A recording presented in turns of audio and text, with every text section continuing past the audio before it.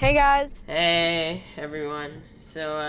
Today on the GELF podcast, we are going to be talking about the stuff that the company called Apple, I'm sure you've heard of them, is able to get away with. Now, I just want to say, okay, I have nothing, really against Apple. I mean, I do, but, it's just their strategies and the way that they make their products is what angers me. So, getting right into this now, I just want to talk about removing the charging brick in the iPhone 12's box. I'm pretty sure that we're pretty late for this, but if you are really trying to innovate and show that you are still capable of making revolutionary products, you want to remove key features of a phone and its accessories. Like, first you remove the headphone jack, which I still use to this day, and I'm sure a lot of other people do. Now you got rid of the charging brick, and not only that, but the AirPods. The AirPods released the same time that the iPhone 7 released, around the same time, and the iPhone 7 got rid of the said headphone jack. Also, not to mention, you haven't changed the design of the iPhone in the slightest since the iPhone 10 released about 4 years ago, as of today. The fact that the only thing you did to the design of the iPhone is make it bigger and add more cameras is unbelievable, in my opinion. If you went from innovating to just stealing people's money at this point. I also want to point out the fact that Apple can get away with so many things, such as removing USB-A on the MacBooks, charging a fortune for a monitor stand, and also, as I said before, getting rid of the headphone jack and charging brick. All those things, in my opinion, make me hate Apple because they're innovating just backwards. I feel as if you should be disappointed in yourself after the amount of money you've charged people for recycled designs and what you did to your company. The iPhone was launched because it wanted to innovate. Why can't you be the same way with your current products?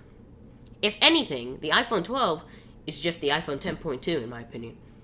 Also, once again, the fact that you are charging people a fortune for that recycled junk is incredible to me, and not in a good way. I want to bring up the monitor stand that I mentioned before again, just so I can ask why. Why is Apple charging the same amount for a monitor stand as Newegg would charge me for a beginning gaming PC when the market would be normal? Everything mentioned shines light on what Apple really is. A company that used to innovate, but then turned into a greedy mess that only wants your money after selling you an old design that was used 4 years straight with nothing added but more cameras and a larger frame. This is the reason I refuse to purchase some Apple products. Not all of them, but some of them. Because if I do, I'm just showing to them that people are still willing to pay for something that either A, is recycled, B, doesn't have features from the old model that are still useful in today, We're not gonna get a long video out of this. C, is just overpriced. iPhone and MacBook lineups are now just disappointing shells of their past, and I hope I gave enough reasons to justify my opinion.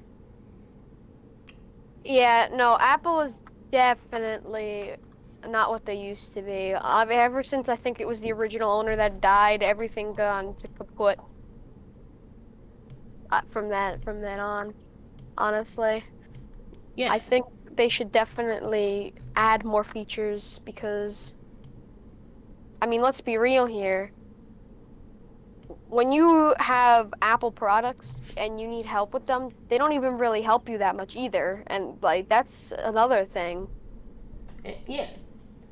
Like they'll say, and the thing is, the repairs are also very expensive if you get a damaged product. They're so expensive and I it can be the honestly, smallest repair in the world. I mean, I yeah. get it.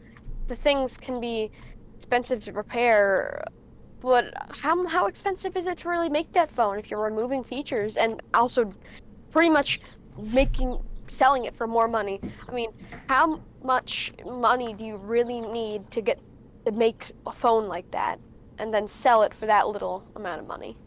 Or, the other way around. That's a point that I forgot to mention. It's so let's just take into account that the back glass of a phone, right? Let's just say in the worst case scenario for that, it costs $150. That's the worst case scenario that I can think of. But you're charging people around $500 for it. Like, I understand you're trying to push your Apple Care products and services, I mean. Now, I just want to say something. I haven't done much research before. I haven't done too much research into this. Gary was the one doing all the research. So he's going to be the one with the facts here. But I still think it's way too expensive, especially especially for the fact that they're removing features while at the same time making their new products more expensive. Like, how much money do you really need to make a phone like that and then sell it off like that? I Yeah. really don't think it takes that much. Honestly, like, you haven't had to pay engineering department or what's it called? Like, whoever builds the designs of the phone, anything really, because you haven't changed the design of your phones since the iPhone 10. You haven't changed the design, not a bit. And so you're not paying them to really do anything. If anything, you're just paying them to add another camera bump. That's it. And make Yeah, the frame bigger. exactly. That's really all you're paying them for. So there's nothing over there that's taking a lot of money. Are you putting new stuff inside of it? Because from what we're seeing, you're taking away features, right? You're taking away features. And the thing is, the fact that you are able to Get away get with away this with it, stuff. yeah. And the fact that you took the headphone jack, coming back to that subject again, the fact that you managed to take the headphone jack out of the iPhone 7, claiming there wasn't enough room, when in my Samsung Galaxy S10, it's not only thinner and the features in it are superior to the iPhone 7, but it has USB-C and a headphone jack. And now, for all the people that really, really, really love Apple so much, explain to us why they do that. Because why would they do that? It's not necessary. And if it's not necessary, what are you doing, Apple? Yeah, I agree with everything that Liam has said, and fortunately, this video has to come to an end now. So thank you all for tuning in to the GELF podcast. I hope you all enjoyed it. Make sure to comment, like, and subscribe, and I'll see you all